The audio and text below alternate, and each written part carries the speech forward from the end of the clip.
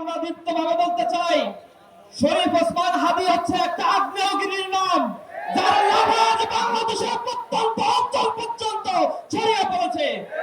শরীফ ওসমান হাদী আধিপত্যবাদের বিরুদ্ধে যেভাবে উচ্চকণ্ঠে স্বৈরাচারের বিরুদ্ধে যেভাবে তারা বাজিয়েছে, তা জুলাই বিপ্লবীদের রক্তে আগুন ধরিয়ে দিয়েছে।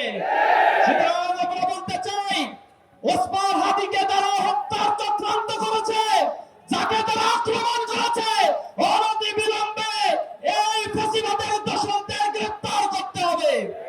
স্বরাষ্ট্র মন্ত্রণালয়ের দৃষ্টি আকর্ষণ করছি, তিনি আজও এখন পর্যন্ত কার্যকর কোনো পদক্ষেপ গ্রহণ করতে পারেন নাই।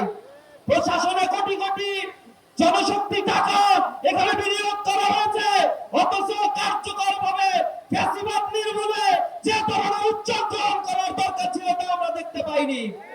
জুলাই পরবর্তী যে সকল নেতা কর্মী এবং সন্ত্রাসী আওয়ামী ফ্যাসিবাদকে গ্রেফতার করা হয়েছিল, তার অধিকাংশকেই আজ মুক্ত করে অস্ত্রের চোরাচালানির মাধ্যমে তারা আজ সন্ত্রাসীর স্বর্গরাজ্যে পরিণত করেছে।